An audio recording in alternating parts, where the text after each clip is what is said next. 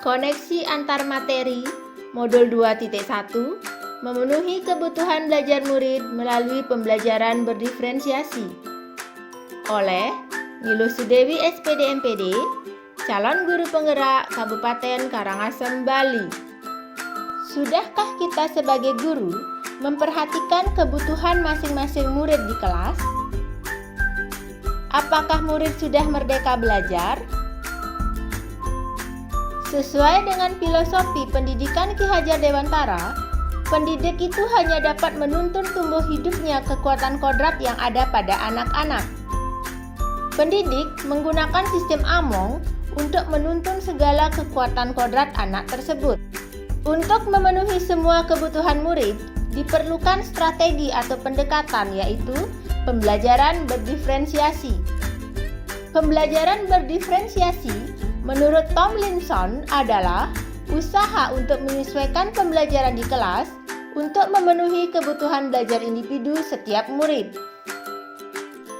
Pembelajaran berdiferensiasi harus memperhatikan 3 aspek kebutuhan murid, yaitu kesiapan belajar atau readiness murid, minat murid, dan profil belajar. Kesiapan belajar atau readiness murid. Kesiapan belajar merupakan kapasitas untuk mempelajari materi baru. Tujuan pemetaan ini untuk memodifikasi tingkat kesulitan pada bahan ajar sehingga dipastikan semua murid terpenuhi kebutuhan belajarnya.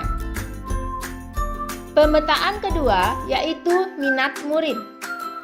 Minat murid bermacam-macam, ada yang suka olahraga, kesenian, pengetahuan sains, dan lain-lainnya. Pemetaan berdasarkan minat murid tujuannya untuk menghubungkan minat murid terhadap pembelajaran sehingga dapat meningkatkan kinerja murid. Pemetaan ketiga, profil belajar. Pemetaan ini terkait dengan banyak faktor, misalnya bahasa, budaya, kesehatan, latar belakang keluarga, dan gaya belajar murid. Gaya belajar murid ada yang visual, auditori, dan kinestika. Ada 3 strategi pembelajaran berdiferensiasi. Yang pertama, diferensiasi konten tentang materi atau akses belajar. Yang kedua, diferensiasi proses tentang cara memahami konsep. Yang ketiga, diferensiasi produk tentang hasil belajar siswa. Diferensiasi konten. Konten adalah materi yang akan kita ajarkan. Konten yang kita gunakan merupakan tanggapan terhadap kesiapan belajar, minat murid, dan profil belajar murid.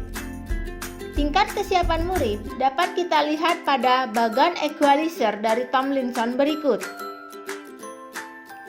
Pada diferensiasi konten, guru menyiapkan konten disesuaikan dengan minat dan gaya belajar murid, bisa melalui video pembelajaran atau bahan ajar. Diferensiasi proses. Ada banyak cara melakukan diferensiasi proses. Misalnya, kegiatan berjenjang dengan tingkat dukungan dan kompleksitas yang berbeda-beda, pertanyaan pemandu atau tantangan untuk meningkatkan minat mereka dalam mengeksplorasi materi, memvariasikan lama waktu yang murid dapat ambil untuk menyelesaikan tugas. Diferensiasi produk. Diferensiasi produk berkaitan dengan tagihan apa yang kita harapkan dari murid.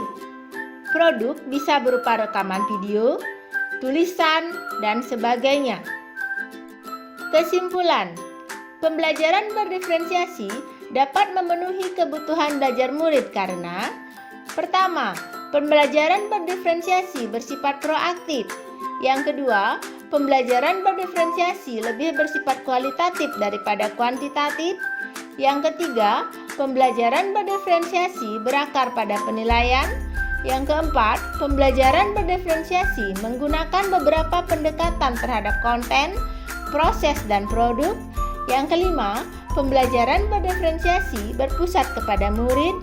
Yang keenam, pembelajaran berdiferensiasi merupakan perpaduan dari pembelajaran seluruh kelas, kelompok, dan individu.